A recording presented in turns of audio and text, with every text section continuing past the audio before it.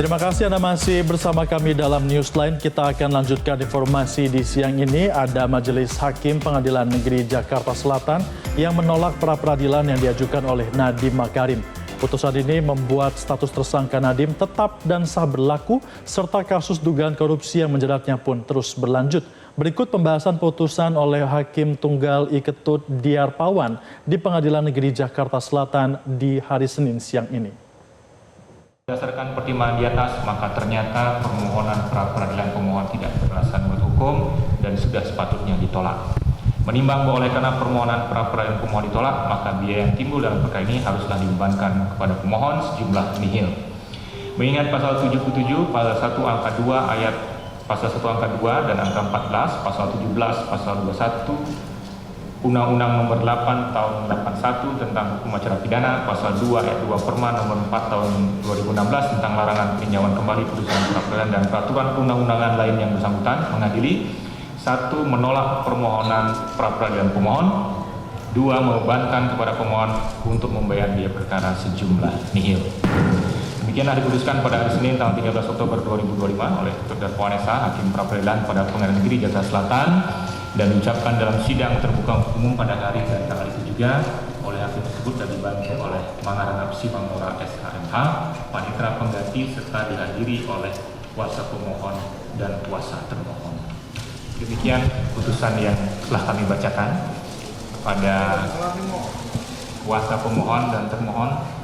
Dengan selesainya pembacaan putusan ini, sidang pra-peradilan kami nyatakan selesai. Dan saya mengucapkan terima kasih kepada para pemohon, kuasa pemohon dan kuasa termohon, serta hadirin sekalian yang sudah mengikuti persidangan dari awal sampai akhir dengan tertib sehingga persidangan berjalan dengan lancar. Sidang saya nyatakan selesai dan tutup.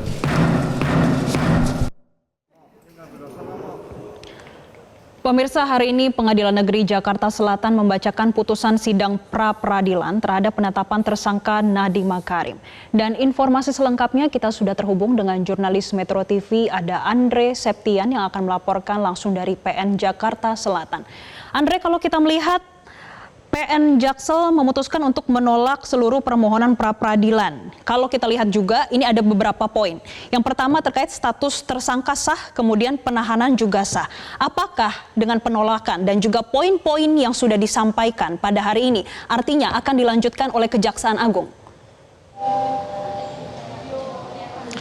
Ya, selamat sore Jessica dan juga Febri. Benar sekali, tadi Majelis Hakim Tunggal Pengadilan Negeri Jakarta Selatan I Ketut Diarpawan telah memutuskan bahwa pra-peradilan yang diajukan oleh mantan Dikbudristek Nadiem Makarim terhadap kasus dugaan korupsi laptop Chromebook yang menjerat dirinya ini adalah sah, sehingga Kejaksaan Agung segera bisa melanjutkan proses hukum terhadap Nadiem Makarim dalam kasus dugaan korupsi Chromebook ini.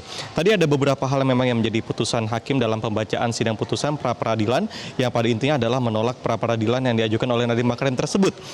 Yang pertama mengenai proses penahanan yang dilakukan terhadap Nadiem selama ini dan telah ditahan di Rutan Salemba Cabang Kejaksaan Negeri Jakarta Selatan, bahwa hakim menyatakan untuk proses penahanan ini sudah sah menurut hukum karena ada beberapa hal yang sudah dipenuhi oleh tim penyidik Kejaksaan Agung maupun Jaksa Penuntut Umum, yakni mengenai adanya proses penyidikan yang sudah berjalan, kemudian ditemukan bukti berupa keterangan saksi dari 18 orang, kemudian keterangan ahli, berbagai surat dokumen, dan juga alat bukti petunjuk berupa barang elektronik yang menjadi barang bukti keseluruhan terhadap dugaan kasus Chromebook ini. Sehingga proses penahanan terhadap Nadiem Makarim ini sudah sah menurut hukum. Meskipun memang sebelumnya pihak dari Nadiem Makarim ini mempertanyakan proses penahanan, kemudian proses penetapan tersangka, karena tidak didahului dengan SPDP, kemudian sprindik juga, dan surat penahanan ini keluar di hari yang bersamaan pada tanggal 4 September 2025 dan juga bersamaan dengan penahanan terhadap Nadiem Makarim. Meski begitu, sekali lagi Majelis Hakim tetap menilai itu adalah sebuah prosedur yang sah yang telah dilakukan oleh para penyidik Kejaksaan Agung. Kemudian setelah mengumpulkan seluruh barang bukti dan mempertimbangkan bahwa proses penahanan ini perlu dilakukan agar Nadiem yang diduga sebagai tersangka ini tidak menghilangkan alat bukti maupun pergi ke luar negeri, seperti itu. Kemudian yang kedua mengenai alat bukti yang selama ini ditampilkan atau diserahkan kepada majelis hakim dalam sidang pra-peradilan, yang menjadi bukti yang sudah dipenuhi oleh tim penyidik ini minimal 2 alat bukti juga sudah berkecukupan sehingga sah menurut hukum proses penahanan maupun alat bukti yang diajukan. Kemudian hakim juga menyatakan bahwa bukti yang diajukan kejaksaan ini sudah sesuai dengan peraturan perundang-undangan pasal 184 KUHP minimal 2 alat bukti. Meskipun sebelumnya ada juga protes dari pihak Nadiem Makarim yang menyebutkan tidak adanya bukti kerugian negara yang diajukan kepada Kejaksaan Agung dan masih maksud kami kepada majelis hakim dan masih dalam proses tahap penghitungan oleh BPKP. Kemudian pemeriksaan saksi dan juga ahli ini sudah dilakukan sebelumnya oleh para penyidik dengan hakim menyebut bahwa proses penyidikan termasuk pemeriksaan saksi dan juga ahli telah dilakukan sebelum Nadiem ditetapkan sebagai tersangka.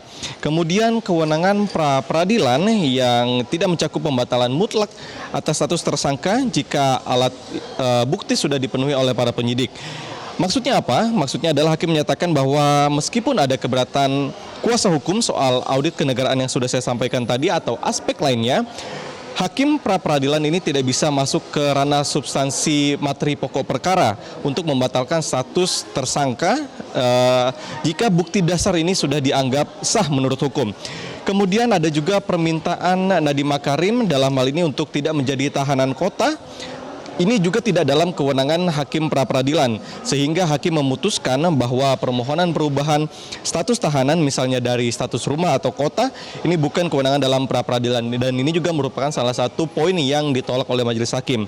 Kemudian secara keseluruhan akhirnya Kejaksaan Agung bisa meneruskan proses penyidikan kemudian proses hukum terhadap Nadiem Makarim.